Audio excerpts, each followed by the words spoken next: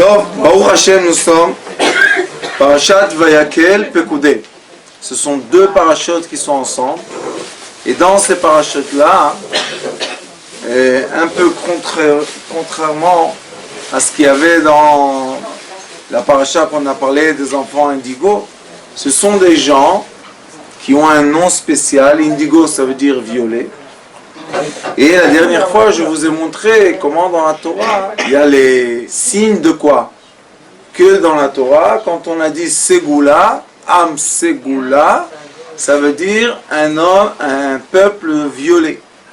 Et aujourd'hui, on sait qu'il y a des gens qui sont dans le comportement qui s'appelle violet. Pourquoi on appelle ce comportement-là violet? Parce que le Hari Akadosh explique qu'il y a l'arc-en-ciel, il y a le spectre des couleurs, et notre sphère qui nous entoure, l'atmosphère est bleue. Dit le Hari Akadosh dans un livre qui s'appelle Shar Mamar Rashbi, il explique que le bleu, c'est la limite des démons. Les Shedim, quand ils voient le bleu, ils s'en vont. C'est pour ça, hein? Oui. C'est pour ça qu'avant, si vous allez à Tzfat ou à Djerba ou au Maroc, à Tunis, oui, ce qu'ils faisaient, c'est on peint la porte des maisons. Jusqu'aujourd'hui en Israël, chez les Arabes, on peint la porte des maisons. Ils ont pris ça de chez nous. Ils ont pris ça de la nature, Rabanit. Rien ne nous appartient. C'est tout simplement la nature. Et le violet est une couleur qui est après le bleu. Et ça s'appelle le violet ultraviolet. Et ces couleurs-là représentent, oui, exactement comme votre chapeau, Rabanit Rachel. Et ces couleurs-là représentent une certaine conscience. Quelle conscience? Ça veut dire que les personnes qui ont un cerveau violet, ce sont les gens qui ont le cerveau du côté droit très très développé. Ce sont les gens qui ont la conscience qui est au-delà de la nature. Et ce sont des gens qui sont liés aux sources de savoir qui sont bien plus hautes et plus fortes et plus puissantes que les sources de savoir qui sont de la matière propre. Mais ce qui est très très joli dans cette histoire, c'est que les gens de la matière ont besoin des gens qui ont l'accès à l'antimatière. Et les gens qui ont l'accès à l'antimatière, s'ils n'ont pas un reflet dans la matière de leur sagesse, maintenant ces enfants indigos-là, je vais vous les démontrer dans un passouk entier, magnifique, qui explique exactement comment ça marche. Et ces enfants-là, qui sont aussi des gens qui ont un certain âge, ce sont des enfants parce qu'ils grandissent jamais. Ils vont être toujours adultes, enfants et très jeunes adultes. Et ces gens-là n'ont pas d'âge, ils n'ont pas de temps, ils n'ont pas de limite. Et d'un côté, on peut beaucoup les critiquer, parce que nous, on cherche tout ce qui est cartésien. Mais d'un autre côté, on sait que ces gens-là, dit le Rambam Akadosh, Loulé Amishtageim. La conversation des enfants indigo, c'est une conversation qui n'a pas de limite. Et c'est pour ça que la plupart des gens n'arrivent pas à les comprendre. Un côté. Un autre côté, ils sont très peu dans la population. C'est pas la masse critique. C'est la fin de la pyramide. Et ces gens-là, dit le Rambam Akadosh, Loulé Amishtageim, Aolam lo haya echol litkayem. Ça veut dire quoi? S'il n'y aurait pas les gens fous, Mishtagim, dans le monde n'aurait jamais progressé. Parce que ces enfants-là, indigo, c'est les enfants qui n'ont crainte de rien. Ils ont l'audace de tout. Ils cassent les murs, ils cassent tout ce qui est, tout ce qui est conventionnel. Par exemple, le monsieur qui a inventé Apple. C'est un monsieur qui a dit, moi je vais faire tout à l'envers. Ils lui ont dit, tu es fou. Et il est parti, Blainara. Sa folie pèse beaucoup en argent. C'est pour ça que nous avons un certain caractère qui vit avec nous, que dans la Haggadah, c'est le quatrième fils, She'eino. Il s'efface totalement. Tout ce qu'ils veulent, ces enfants-là, c'est le bien de leur prochain. Ils ne savent pas penser à eux-mêmes. Ils ne comprennent pas pourquoi eux, ils existent. Dans quoi? Dans le diamètre de la matière. Ils se disent, qu'est-ce qu'on fait ici? Dans le diamètre spirituel, ils sont comme des oiseaux dans l'air. Donc, nous qui sommes tellement matérialistes, comment on vit avec des gens que la matière ne leur fait pas peur? Et après, on les reconnaît, ces gens-là. Moi, j'ai fait un film qui est dans le site, dans la chaîne Sitre Chaim. Ça s'appelle Hineni Chai, Je suis vivant. C'est un film qui parle de ces enfants-là. Les gens qui inventent beaucoup, qui sont dans l'invention, la plupart des gens, ce sont des enfants comme ça.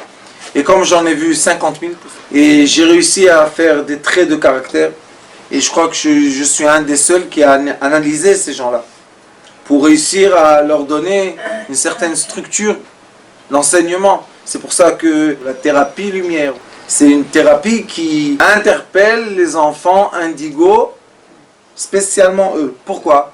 Parce que eux, ils ont déjà l'accès à cette lumière. Et la plupart de mes élèves, en Israël et dans le e-learning, quand ils m'entendent parler la première fois, tac, ils s'accrochent. Maintenant, ils savent rien de ça, mais ils savent une chose. Ça me parle, c'est mon langage, c'est ma fréquence. Et après, ce qui se passe pendant les études, c'est que je mets en structure ce savoir qui est tellement important. Et là, ils ont la possibilité de commencer à vivre de façon plus agréable avec les gens qui ne sont pas comme ça. Parce que essayer de s'expliquer avec un langage que personne ne comprend, c'est très difficile pendant toute la vie. Et il y a des gens que tout simplement, au lieu que nous, on bénéficie d'eux, au lieu qu'on est heureux avec eux, on devient méchant avec eux. Parce qu'ils sont différents. Parce qu'ils sont tellement différents. On peut les appeler surdoués, mais vous savez, on peut mettre plein de noms à plein de gens pour les cadrer. Mais c'est des gens qu'on ne peut pas les cadrer. On veut leur donner des drogues qui s'appellent la Ritaline pour... Oui, mais ils ne sont pas hyperactifs. Ils sont tout simplement dans leur fréquence de vie. Mais si, avec une étude qui est bien structurée, qui est très logique, qui va de la lumière à l'atome et de l'atome à la lumière, tout est expliqué, ces gens-là facilement s'accrochent et ils sont très très heureux que enfin quelqu'un parle avec leur langage. Mais ce qui est beau dans cette langue qu'on est en train de mettre en place, c'est que aussi les gens qui ont besoin de l'aide comprennent la langue. Donc nous sommes en train de former une langue qui fait le lien entre les gens qui sont très très très connectés, on va dire lumière, et les gens qui sont très très matière. Et dès qu'on a fait cette connexion, on reçoit un produit que, à mon avis, je suis tout petit, mais qui est magnifique, qui est quoi? Le produit de l'être entier. Parce que la séparation du spirituel au matériel, cette séparation ne fait pas du bien à l'humanité.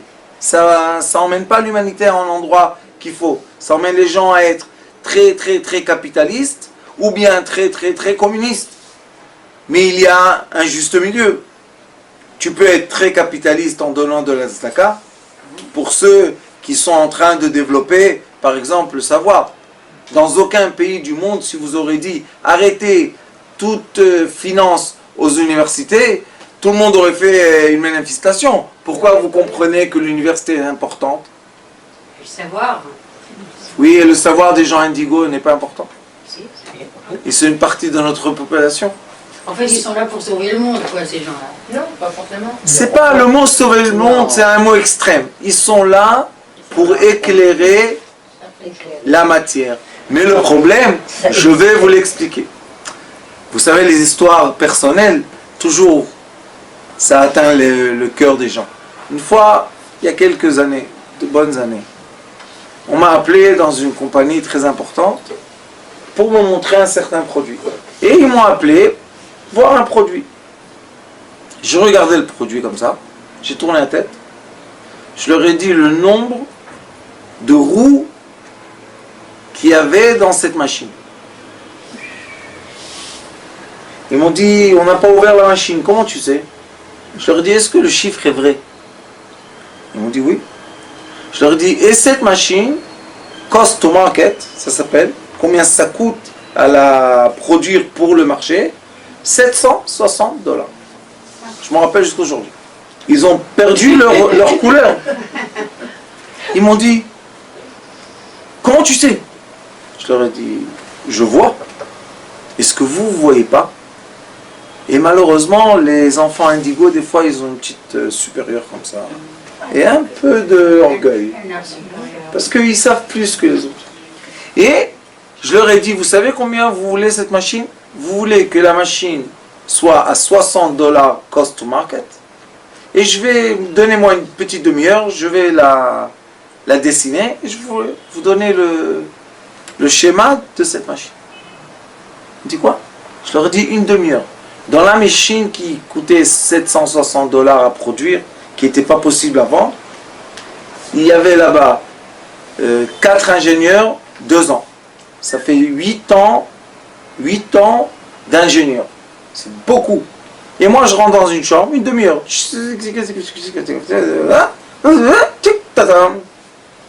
Voilà. Le chef là-bas de l'équipe, il regarde le truc. Il ne sait pas quoi dire, le pauvre. J'ai raison ou j'ai tort? Il faut s'associer. Écoutez l'histoire jusqu'à la fin. J'ai raison ou tort? Bien sûr. J'ai raison. C'était un projet de 5 millions de dollars de développer cette machine. Pourquoi j'ai pas reçu le projet? Parce que c'était trop Trop rapidement. Non. J'avais montré trop. Je vais vous dire, la seule raison est la vitesse de ma façon de penser, indigo, et la vitesse des gens normaux de penser, cerveau gauche et cerveau droit. Tout le chemin de Carmiel jusqu'à ma maison, ça a pris à peu près 3 heures. Et pendant le chemin, je me pose la question. J'étais pas le Rav Schneider d'aujourd'hui. J'étais plus jeune, j'allais plus vite. Et 3 heures de route, je me pose la question. Pourquoi pas? Qu'est-ce que j'ai fait de faux? Puisque je leur ai donné les schémas exacts, avec les millimètres. Tac, tac, tac, tac. Alors, où était ma faute? À la fin, ma réponse personnelle était, tu as parlé au cerveau gauche avec le langage du cerveau droit. Et j'ai compris pendant les 3 heures que je me suis marié avec le cerveau gauche. Parce que chaque cerveau droite aime et est amoureux de quoi? Du cerveau plus lent que lui. Et les cerveaux lents, ils sont amoureux des cerveaux qui vont vite. Et ça donne un équilibre. Oui, Rabbanit. Pourquoi ça donne un équilibre? Parce que le cerveau indigo, c'est le cerveau de l'éclat. C'est la bile. Paf, c'est l'explosion. Et le cerveau gauche, au Hachem, moins 120 degrés quand il fait chaud. C'est des glaçons, les pauvres. Heureusement à nous. Sinon, les murs des immeubles auraient dansé au lieu d'être en place. Je suis arrivé à la maison. J'ai pris la main de ma femme. Je l'ai embrassée. Je lui ai dit, Rabbanit, fais-moi plaisir. Je veux un ulpan de cerveau gauche. Je veux étudier votre langage. Elle m'a dit, pourquoi? Je lui ai dit, parce que j'ai compris que 90% du monde, c'est vous. Et nous, les vites, on est 5 à 10%. Allez, va, et quand on sera 10%, le Mashiach viendra. C'est le yang. C'est yin-yang. Alors je lui ai dit, est-ce que tu es prête à m'enseigner ça? Au début, elle s'est moquée de moi parce qu'elle a dit, qu'est-ce qu'il veut chez moi, celui-là? Il est complètement fou, et maintenant il délire complètement. Mais à la fin, je lui ai dit, écoute, tu vois que j'arrive pas à parler aux gens normalement. J'arrivais pas à communiquer comme il faut. Et ça cause des problèmes dans la vie. Et Baruch Hashem, elle a accepté. Et je lui ai dit, toi, tu as sauvé plein d'enfants indigo. Parce que tu acceptes à m'expliquer quand est-ce que j'ai tort. Et j'ai compris que la chose la plus importante que je dois étudier, c'est comment traduire la langue indigo en personne normale. Et les personnes normales, le expliquer aux gens indigo. Vous savez que dans le Shlom Bayit, par exemple, dans le couple, vous savez combien de paix de couple j'ai fait grâce à ce langage. Donc maintenant, Baruch Hashem, on a mis ce langage en place. C'est une grande joie d'être capable, logiquement, de faire le lien entre la matière et l'antimatière. C'est un bonheur que je ne peux pas expliquer. Ce langage magnifique, qui a été mis en place pendant beaucoup d'années, et j'ai la chance d'avoir des amis très proches qui sont docteurs et scientifiques, et on parle, toutes les semaines on parle. Et je leur emmène les textes hébraïques, très anciens, on déchiffre un mot-clé, et tout d'un coup le texte devient très très clair, très très simple. C'est écrit dans la Torah, ça? Tout. Parce que c'est juste le sujet que j'étudie. Parce qu'on a dit Am Segula. Entre l'antimatière et la matière, il y a un passage vide. Ils ne sont pas encore arrivés à quantifier les énergies qui se passent. Mais il se passe quelque chose. Le passage vide oui. est expliqué par le Hari Akadosh dans un livre qui s'appelle Sha'ar Ma'amer Rashbi. Et il dit là-bas, ça s'appelle l'espace vide qui est à Koach HaKolel, à Koach HaNe'elam, la force qui unit tout et la force qui est invisible. Et il l'appelle amour, ahava. C'est le degré le plus élevé qu'un être humain peut atteindre. Et c'est ce qu'on étudie dans nos écoles. Arriver à ce degré d'amour propre, en trait de caractère, et non pas j'aime des choses ou j'aime pas les choses, parce que ça c'est l'amour qui est dans la condition. Nous parlons d'un amour qui est propre, sans condition. Et quand une personne arrive à atteindre ce trait de caractère qui est quelque chose qu'on étudie et on pratique, et on étudie, on pratique, cette personne-là, elle peut influencer et éliminer les gens qui sont autour d'elle. Nous avons dans la Torah, Parashat Vayakel, enfin, le commandement céleste pour créer un espace terrestre. Le tabernacle était un espace dans lequel il y avait des éléments terrestres matière, mais tous ces éléments terrestres matière, Parashat Trouma, il y a 2 parashiot, Moshe Rabbeinu a vu dans les cieux. Moshe Rabbeinu était dans les cieux et Akadosh Baruch Hu lui a donné les schémas de tous les plans. Sauf que quand Akadosh Baruch Hu lui a dit tu feras la menorah, tu feras le chandelier en un morceau, Moshe Rabbeinu ne savait pas comment le faire. N'empêche qu'aujourd'hui on sait qu'on met un moule, on ouvre le moule, ça sort en un morceau. Et il y avait un jeune homme de 13 ans qui s'appelait Betzalel. Et tout le monde dit, bien sûr Betzalel. Mais vous savez que dans cette paracha magnifique qu'on vient de passer, il est écrit Chachmei Lev, Chachmat Lev. Pourquoi on dit sage du cœur? Et aussi les femmes, sage du cœur. Quoi, la sagesse est dans le cœur?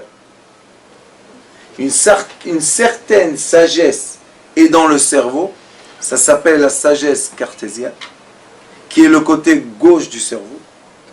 Et il y a une autre sagesse qui est dans le cœur, qui est la sagesse du côté droite du cerveau, qui est une sagesse qui se met en place avec des sentiments. Une personne qui a un sentiment très fort d'amour, il a une idée de génie. Une personne qui est dans un sentiment de tristesse, de solitude, il est en train d'inventer Facebook. Pourquoi? On va réunir le monde entier. Imaginez-vous, M. Zuckerman, quel âge il a? En combien de temps il est arrivé à connecter 1 milliard d'êtres humains sur Terre? Jamais, depuis le début de la Terre, de l'être humain, ou de cet univers, dans ces 6000 années, personne n'a réussi à faire ça. Un seul monsieur, qui était étudiant dans l'université, il a eu une simple idée. Mais quand la simple idée vient des cieux, un éclat de génie, tout le monde le veut. Tout le monde veut cette simple idée. Pourquoi? Parce que c'est une idée tellement illuminée. Et ces gens-là, si on leur permet d'exprimer leur génie, si on a la patience de comprendre ce qu'ils disent, eh bien, Baruch Hashem, de magnifiques choses se mettent en place. Avant, quand Baruch Hashem, les gens considéraient qu'ils peuvent étudier de moi comment faire engineering, c'est moi qui ai mis en place en Israël l'étude d'ingénieur global. J'ai dit, c'est pas possible qu'un ingénieur sache seulement l'électronique et ne sache pas la mécanique et ne sache pas l'informatique et ne sache pas. C'est impossible. Et j'ai mis en place ce qui s'appelle Handassa de Michlol. Alors une fois, j'allais donner des cours dans beaucoup d'universités importantes. J'avais même une école à l'université de Tel Aviv.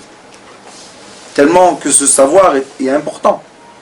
Et j'étais là-bas où on étudie aviation, engineering d'avion. Et j'ai dit ça s'appelle le DICA, le recteur, je lui ai dit, monsieur, dites-moi quelque chose. Est-ce que Google est capable de faire l'engineering d'un avion? Il m'a dit oui. Vous savez que dans Google, vous pouvez rentrer, demander un avion à la taille que vous voulez. Vous appuyez le bouton, il vous le donne. J'ai dit, est-ce que vous êtes prêt de voler dans cet avion? Il m'a dit non. J'ai dit, pourquoi? Il a pensé. Il m'a dit, pourquoi? Je lui ai dit, parce que tu sais que la machine qui a inventé l'avion n'a aucun sentiment. Elle n'a aucune crainte pour toi. Elle ne sait pas si tu vas t'écraser avec l'avion ou bien si tu vas voler. La machine ne ressent rien du tout. Mais quand un être humain fait l'engineering d'un avion, il pense à l'être humain qui va être dans l'avion. Et c'est ça ce qui te manque. Alors il m'a dit, qu'est-ce qu'on fait? J'ai dit, je vais t'expliquer. Les étudiants que tu as se divisent par 3. Quels 3? Je lui ai dit, il y a 3 groupes. Ceux-là qui ont le génie. Ils n'arrivent pas à étudier, ils n'arrivent pas à être assis. Mais ils ont le génie, ils vont passer les... Tac, tac, tac, tac, tout marche. Mais ils n'ont pas la patience. Il y a un autre côté qui va avoir la patience d'étudier toutes les règles et toutes les équations. Et il va faire les calculs mathématiques. Choix après une ligne, après l'autre, vous donnez l'addition du calcul. Et je lui ai dit, tu as le 3e qui est capable d'écrire tout ça, qui a la patience de noter. Il a la patience. Vous savez, à la fin, quand on finit l'étude, on donne un livre. On doit donner le livre. Je lui ai dit, il y en a un qui aime écrire ce livre. C'est le poète de l'histoire. C'est exactement le cerveau droit, le génie, indigo, le cerveau gauche, le cartésien, et le cerveau du milieu. Parce que nous, Baruch Hashem, Dr. Dreamer, il a déjà fini toute une série d'enseignements qu'il est en train de prouver que le cerveau du milieu, que dans la Kabbalah, ça s'appelle le cerveau Ha'emtsaï, Hamoach Ha'emtsaï, c'est l'eau qu'il y a ici. Et dans cette eau-là, il y a des cristaux. Ces cristaux-là, ce sont des prismes.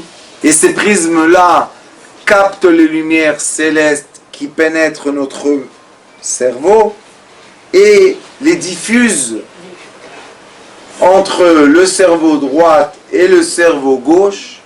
Et après l'échange de l'éclat au cartésien et le cartésien qui cadre l'éclat, cet échange-là se passe par ce liquide.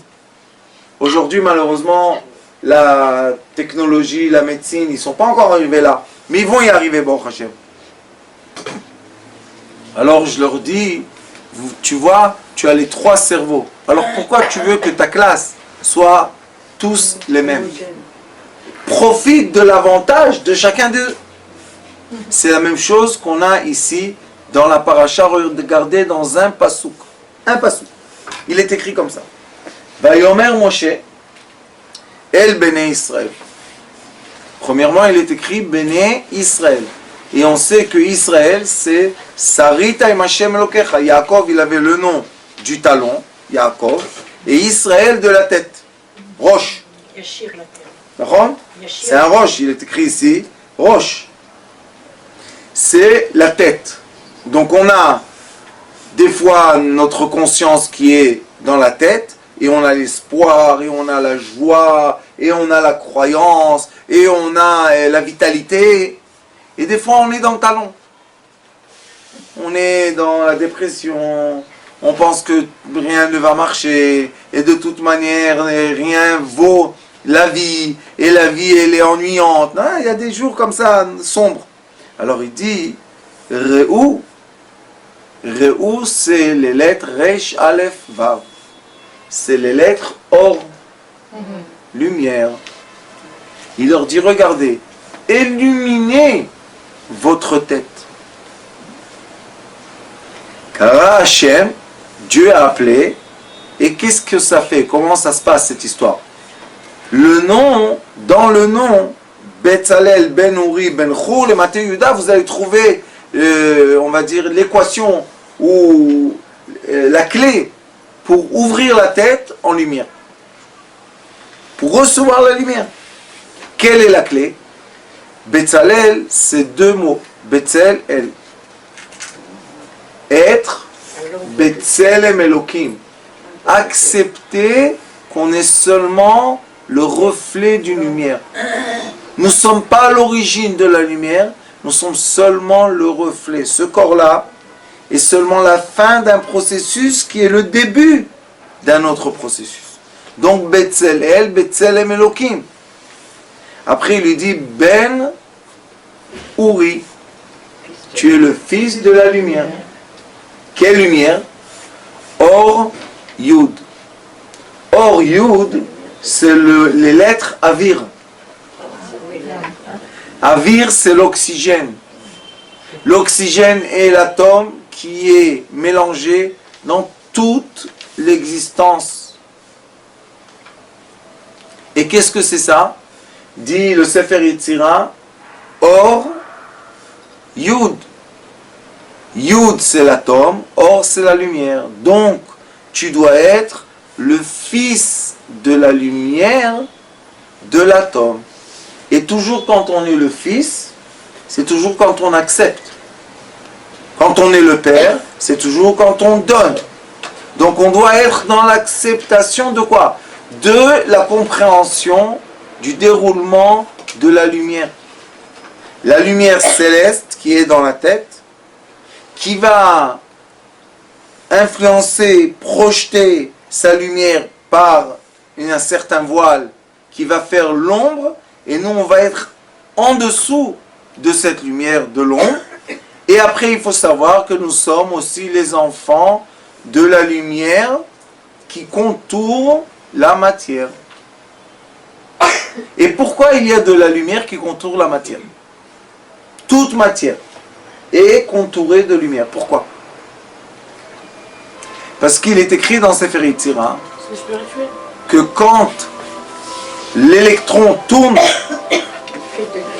qu'est-ce qu'il fait? Il fait des étincelles. Il va tellement vite qu'il fait des étincelles. Ça s'appelle dans la physique quantique quoi? Le champ électromagnétique. Le champ électromagnétique se crée grâce à quoi? Du frottement d'une matière dans l'air. Il y a un frottement. L'électron, qu'est-ce qu'il fait? Il se frotte tellement vite qu'il y a un éclat de lumière tout le temps. Il y a tout le temps une explosion de lumière et tout le temps une encapsulation de la lumière. Vous savez que Dr. Dreamer m'a envoyé maintenant une image qui montre comment le liquide masculin rencontre l'ovaire. Et ils ont photographié ça en lumière. Et c'est comme la lune. Il y a une explosion de lumière énorme dans la rencontre. Pourquoi? Parce qu'il y a un commencement de vie. Oui, et c'est quoi l'amour? J'ai dit, c'est la force invisible qui unit tout. Il dit, la chose la plus importante, Ben Chour. Tu es obligé, Chorin, c'est libre, tu es obligé d'être quoi? D'être libre de penser. Tu ne peux pas créer quelque chose de nouveau quand ta pensée elle est attachée à l'ancien. Tu ne peux pas. Tu n'as pas l'accès. Mais quand tu dis que l'ancien, tu n'es pas attaché, quand tu n'es pas attaché à la matière, quand tu n'es pas attaché aux choses qui sont, par exemple, à des règles, certaines règles, tu peux avoir l'accès au nouveau savoir. Vous savez que Einstein, quand il a dit que l'énergie, c'est la masse fois la vitesse de la lumière en carré, E égale mc en carré, il a dit que quand lui il a compris ça, il a dit c'est dans sa génération. Il a dit viendra des gens dans la génération future que pour eux ça sera très simple et eux ils vont inventer le nouveau degré de la création. On va dévoiler encore un degré. Qui sont ces gens-là? Indigo. Maintenant, je vais vous raconter une histoire très intéressante. Vous savez que malheureusement, M. Einstein a laissé dans ce monde deux héritages importants. Le premier héritage, heureusement, c'est E égale mc carré. Et la deuxième chose que M. Einstein, malheureusement, a inventé, c'est quoi? La bombe atomique. Monsieur Einstein a dit à la fin de sa vie, on lui a dit, monsieur, votre sagesse a emmené à la destruction. Vous savez qu'est-ce qu'il a répondu? Je suis un cerveau qui vit dans une période de guerre. Et c'est pour ça que mon intelligence a emmené à la destruction. Mais il a dit, futur sera le monde qui vivra, il y aura des scientifiques qui vont vivre dans le monde qui va chercher la paix et non plus la guerre. Et eux, ils vont inventer la protection contre la bombe atomique. Moi, ça fait des années que j'en parle. Je vais vous dire c'est quoi la solution. Et ceux qui sont dans le côté gauche du cerveau qui vont trouver comment le faire dans la matière. Mais la solution est très simple. La bombe atomique, quand elle explose, elle défait le lien invisible entre le proton et le neutron. Il y a un lien invisible. Ils ne sont jamais infus un dans l'autre. Ils sont toujours un à côté de l'autre. Donc dès qu'on a défait le noyau de l'atome, on a défait la structure de toute existence. Maintenant, qu'est-ce qui se passe? L'onde de l'explosion, elle est plus forte que le nuage d'électrons qui entoure, qui encapsule le noyau, et c'est pour ça qu'elle pénètre. Mais si on aurait eu la force ou la chance d'utiliser les rayons de soleil en puissance qui sont beaucoup plus fortes que ce nuage d'électrons, on aurait pu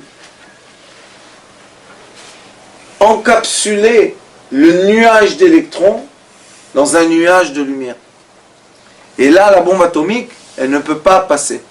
Parce que la lumière du soleil est tellement condensée que les ondes ne peuvent pas la dépasser. Je vous dis la solution. Je vous promets, j'espère que dans mon vivant, on va entendre qu'ils ont déjà fait ces technologies-là avec les satellites, avec les histoires. Et c'est très très simple. C'est très très simple. Au lieu de penser à la destruction, nous on pense à l'amour, à la paix et à la construction. C'est le même cerveau, mais c'est une autre génération. Les enfants indigo ont la solution. Je veux vous dire que quand moi j'étudiais, je travaillais avec l'invention, je peux vous dire que toutes les maladies du monde ont le médicament aujourd'hui. Tous les problèmes de la pollution ont la solution aujourd'hui. Les moteurs qui travaillent avec de l'eau, ça existe déjà 100 ans.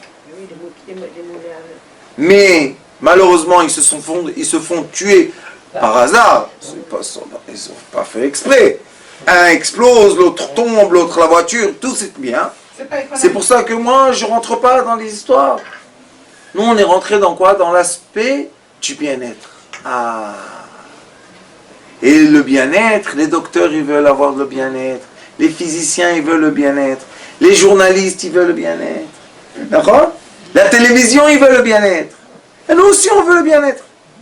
On ne rentre pas dans leur guerre, dans leurs problèmes. Qui font la guerre, ce n'est pas notre problème. Nous, on est là pour faire l'amour et la paix. Et ça, c'est les enfants indigo. Et je pense que ça sera une des premières fois que moi je connais, je suis sûr qu'il y a encore dans le monde beaucoup de choses, mais une des premières fois que moi je connais qu'il y aura un congrès spécifique dans quoi? Dans ce savoir qui est tellement entier.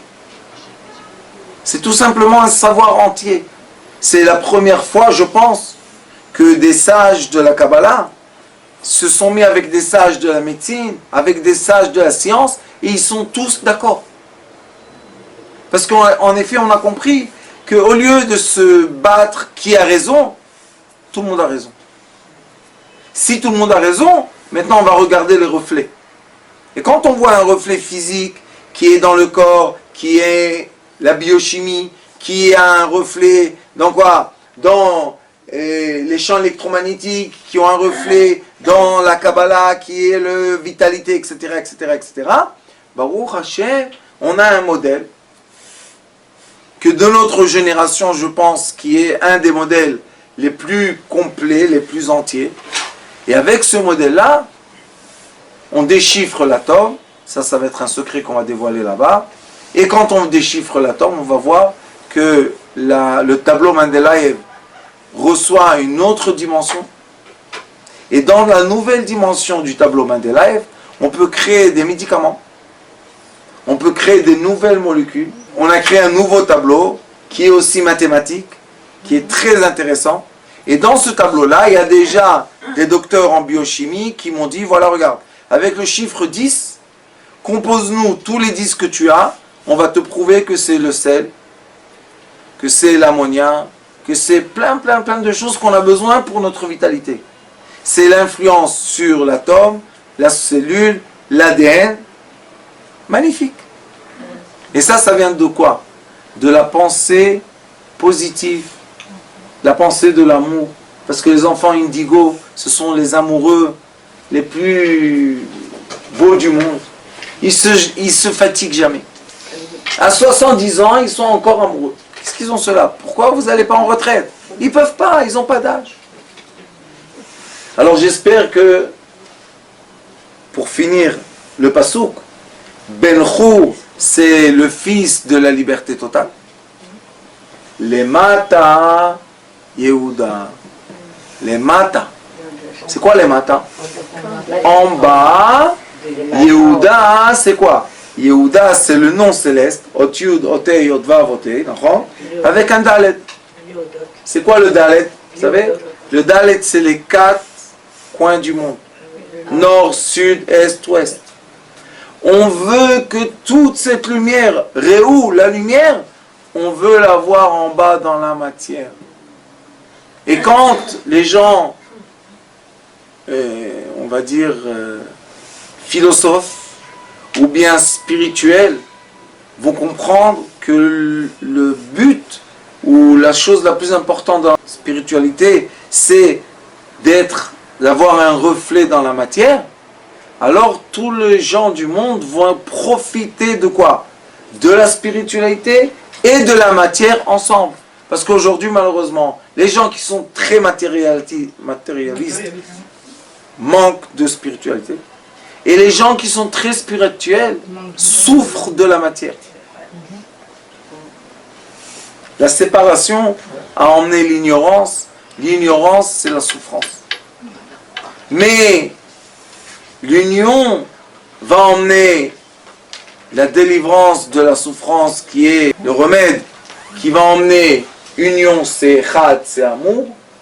Et cet amour-là peut lier le monde entier pour recevoir Mashiach Tzidkenu, Bimera B'Yamenu, Amen, Ken, Yehi Ratzon.